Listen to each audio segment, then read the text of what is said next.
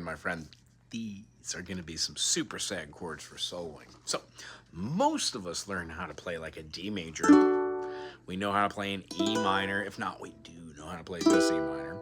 A lot of us move a chord up, and we can move these all the way up the fretboard to actually start seeing how these chords shift around and they feel different for different places. What I want to do is show some chords that aren't below the 5th fret. Now, the D is still going to be the D, but for this one, what we're going to do is we're going to want to take our chord and play our D note up top, and we're going to be playing right below it our A, and then we have an F sharp, and then another D. This gives us a D major. This one's actually in a first inversion because the lowest note on a standard ukulele is going to have that F sharp there. It's the way inversions work. When you have a 1, 3, 5, the root position has the 1 as the D. Well, if we move that D anywhere else but as the 1 chord or the lower note in the triad, it alters the way that we call that chord. This would be our D major. It's going to be in a first inversion because the F sharp's there. Our secondary inversion would have the A. So when we play this, the D is the lowest note.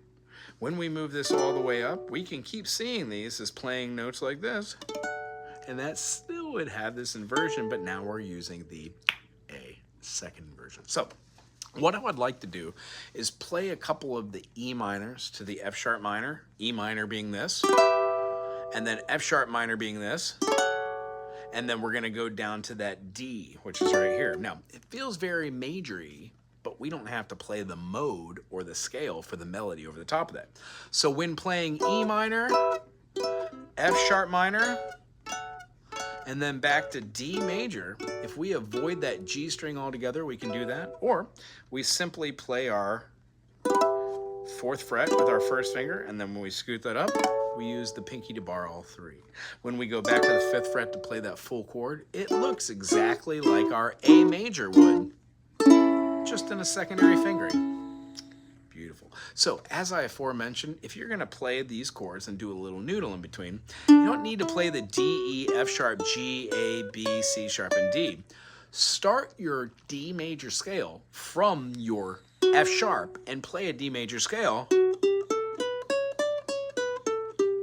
And it gives you the first couple notes are run in a modus called Phrygian. Now, if you'll notice over the top of do do do do do do do do do do, it works quite well.